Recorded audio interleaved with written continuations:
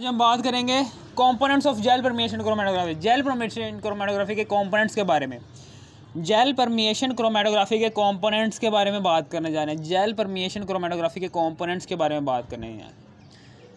यानी क्रोमेटोग्राफी ऐसी क्रोमेटोग्राफी की जिसमें जेल परमिएशन कि जिसमें मिक्सचर के कंपोनेंट्स को डिस्ट्रीब्यूट किया जाता है उन कंपोनेंट्स के अंदर मौजूद मॉलिक्यूल्स के साइजेस की बेस के ऊपर। इस तरीके से मिक्सचर के कंपोनेंट्स की डिस्ट्रीब्यूशन हो रही होती है कॉलम के अंदर। इसे हम कहते हैं जेल परमिएशन क्रोमेटोग्राफी। और जेल परमिएशन क्रोमेटोग्राफी के दौरान 5 कंपोनेंट्स यूज़ हो रहे होते हैं। जेल परमिएशन क्रोमेटोग्राफी के दौरान 5 कंपोनेंट्स यूज़ हो रहे होते हैं। जेल परमिएशन क्रोमेटोग्राफी के दौरान 5 कंपोनेंट्स यूज़ हो रहे होते हैं। जेल परमिएशन क्रोमेटोग्राफी है, उसके स्ट्रक्चर में 5 कंपोनेंट्स होते हैं। एक होता है स्टेशनरी फेज, दूसरा है जी मोबाइल फेज, तीसरा है जी कॉलम, और चौथा है पंप्स, और पांचवा है डिटेक्टर्स। कॉलम्स क्या होते हैं? Column is most important component of gel permeation chromatography. Column आपको मैंने पीछे बताया भी था कि column component gel permeation chromatography के स्ट्रक्चर जो उनसे मैंने आपको यहाँ पर सारा समझाया था, उस स्ट्रक्चर के अंदर कॉलम्स 2 तरह के आ रहे थे। एक होता है गार्ड कॉलम और एक होता है सेपरेटिंग कॉलम। गार्ड कॉलम क्या होता है? ये मोबाइल फेज़ के अंदर मौजूद इम्प्योरिटीज़ को आगे नहीं जाने देता, सिर्फ और सिर्फ मोबाइल फेज़ प्योर आगे भेजता है। और सेपरेटिंग कॉलम के अंदर जो सा मोबाइल फेज़ होता है और मिक्सचर, मोबाइल फेज़ और मिक्सचर ये दोनों आकर गिरते हैं सेपरेटिंग कॉलम के अंदर। सेपरेटिंग कॉलम के अंदर स्टेशनरी फेज़ होता है, ठीक है ना, मोबाइल स्टेशनरी फेज़ होता है। आपको पता है कि मिक्सचर के जिस कंपोनेंट की अट्रैक्शन मोबाइल फेज़ के साथ ज़्यादा होगी वो नीचे की तरफ फ्लो कर जाएगा, और मिक्सचर के जिस कंपोनेंट की अट्रैक्शन स्टेशनरी फेज के साथ ज़्यादा होगी वो ऊपर की तरफ रह जाएगा। इस तरीके से मिक्सचर के कंपोनेंट्स की डिस्ट्रीब्यूशन हो जाती है इन सेपरेटिंग कॉलम के अंदर। 2 तरह के कॉलम्स थे, हमने पढ़ लिए थे, ठीक है ना। अब यहाँ पर कॉलम्स जो से हैं, कॉलम्स की वो 2 तरह के कॉलम्स थे जो यूज़ हो रहे थे जेल परमिएशन क्रोमेटोग्राफी के स्ट्रक्चर में। लेकिन आज हम बात करेंगे कॉलम की टाइप्स के बारे में, जिनसे कॉलम यूज़ हो रहे हैं, सेपरेटिंग कॉलम, गार्ड कॉलम, ठीक है ना। ये इनका स्ट्रक्चर क्या है, ठीक है ना, इनका डायमीटर क्या है, उस हवाले से इनके कितने कितने टाइप्स हैं, ठीक है ना। Column is most important component of gel permeation chromatography. Gel permeation chromatography के दौरान कॉलम जो सा यूज़ हो रहा था बहुत ही इंपॉर्टेंट यूज़ हो रहा था। मिसाल के तौर पर ये जेल है, ये कॉलम है। इस कॉलम के अंदर क्या होता है? ये मटेरियल लगा होता है। ये कॉलम जो सा होता है, ये कॉलम बना होता है या तो ग्लास का बना होगा ये कॉलम, या तो ये कॉपर का बना होगा, या फिर ये स्टेनलेस स्टील का बना होगा। 3 चीज़ों का बना हो सकता है कॉलम। या तो ये ग्लास का बना हो सकता है कॉलम, या फिर ये कॉपर का बना हो सकता है ये वाला कॉलम, या फिर ये स्टेनलेस स्टील का बना हो सकता है। 3 चीज़ों का, ठीक है ना। कॉलम्स जो उनसे होते हैं वो 3 चीज़ों के बने हो सकते हैं, ग्लास के, कॉपर के, या फिर स्टेनलेस स्टील। ज़्यादातर कॉलम्स जो उनसे होते हैं वो स्टेनलेस स्टील के ही बने हो सकते हैं, ठीक है ना। समझ आ गई। अब इसकी कॉलम्स की टाइप्स हैं। कॉलम्स की 3 टाइप्स हैं। 3 तरीक़ों के कॉलम्स यूज़ होते हैं आमतौर पर। 3 टाइप्स हैं कॉलम्स की, 3 टाइप्स हैं। वो गार्ड कॉलम और सेपरेटिंग कॉलम, वो तो जेल परमिएशन क्रोमेटोग्राफी के स्ट्रक्चर में यूज़ होने वाले कॉलम हैं। लेकिन वो जो उनसे कॉलम्स हैं, उन कॉलम्स की वो कॉलम्स कौन कौन से टाइप्स के यूज़ कर सकते हैं हम, उन कॉलम्स को टाइप्स में हमने कन्वर्ट किए हैं उनके डायमीटर में, कि कॉलम कितना चौड़ा होना चाहिए और कितना लंबा होना चाहिए। इसकी बेस के ऊपर हमने कॉलम्स की टाइप्स बनाई हैं।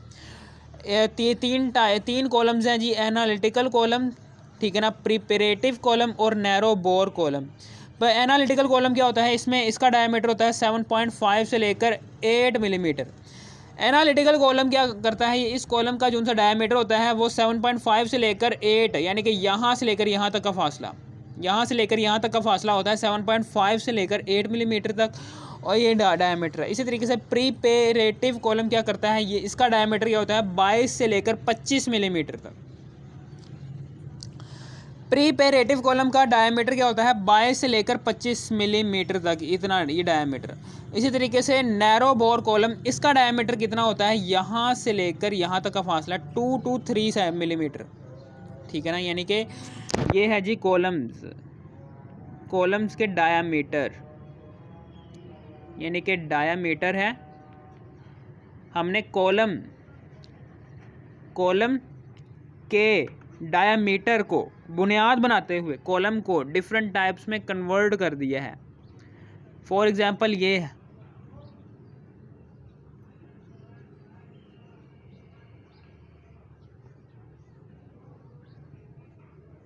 ये कॉलम है, इस कॉलम के अंदर ये चौड़ा कितना चौड़ा होगा, कितना डायामीटर होगा, ये क्या है, ये डायामीटर है। इसकी बुनियाद पर हमने इसको तकसीम कर दिया है। एनालिटिकल यानी कि ये जो उनसे है ये कितना, ये सबसे जो उनसा बड़ा डायामीटर है इसका सबसे बड़ा डायामीटर है, ये देखिए ये सबसे बड़ा डायामीटर है इसका। सबसे छोटा डायामीटर है जी इसका, फिर उसके बाद इसका डायामीटर है ये,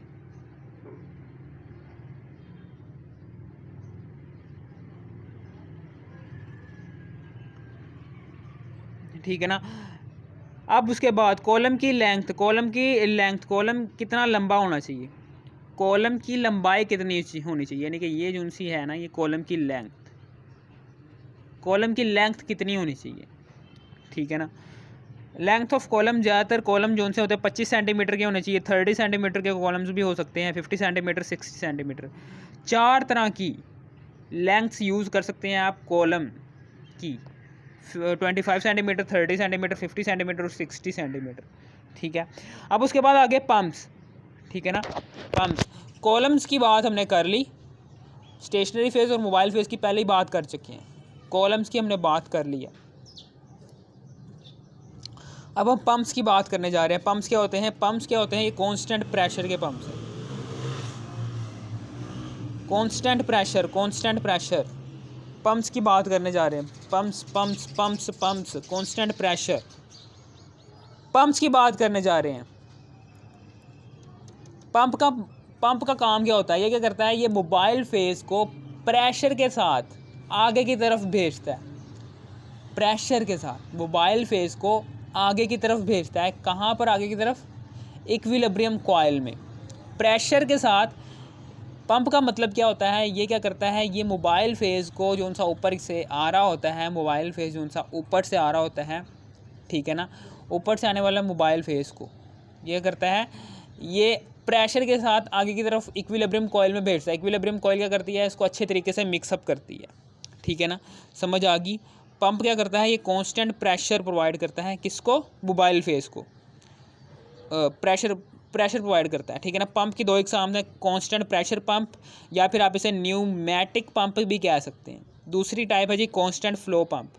आपको मैंने बताया हुआ है कि कांस्टेंट प्रेशर पंप कौन सा पंप होता है, ऐसा पंप कि जो कांस्टेंट प्रेशर के साथ मोबाइल फेज़ को आगे की तरफ भेजे, ठीक है ना।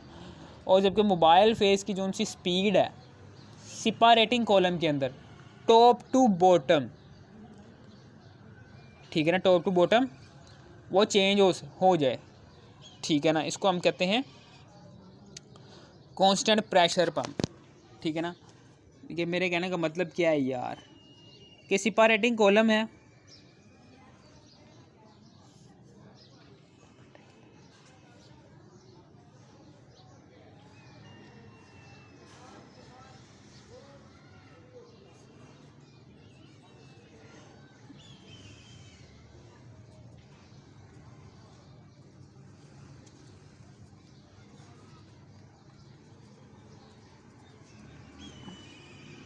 मोबाइल फेज़ क्या करेगा, ये टॉप टू बॉटम सफ़र करेगा। मोबाइल फेज़ का काम क्या होता है, ये टॉप टू बॉटम क्या करता है, सफ़र करता है।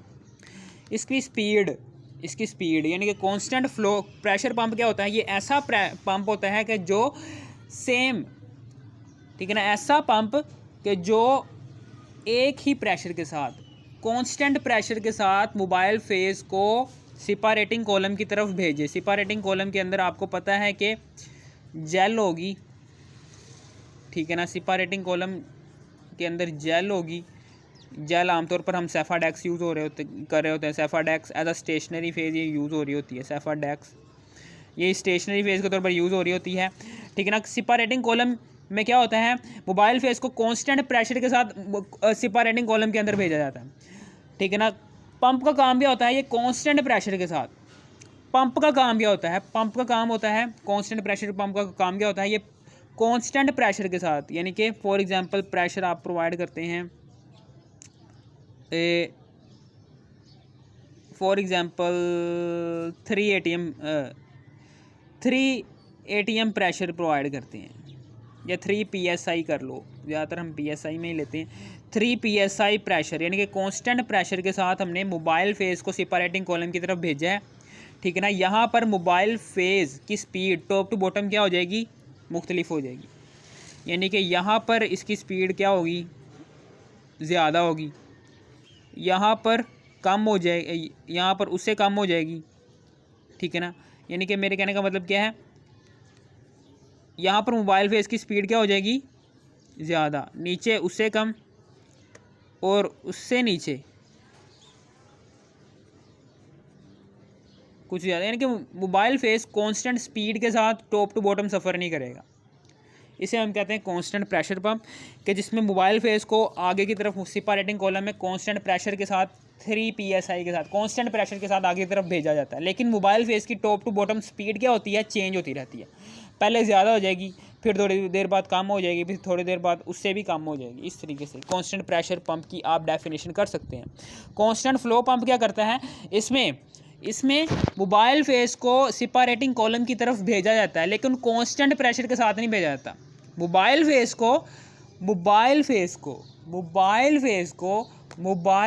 को पंप के थ्रू सेपरेटिंग कॉलम की तरफ भेजा जाता है, लेकिन कांस्टेंट प्रेशर के साथ नहीं भेजा जाता, ठीक है ना।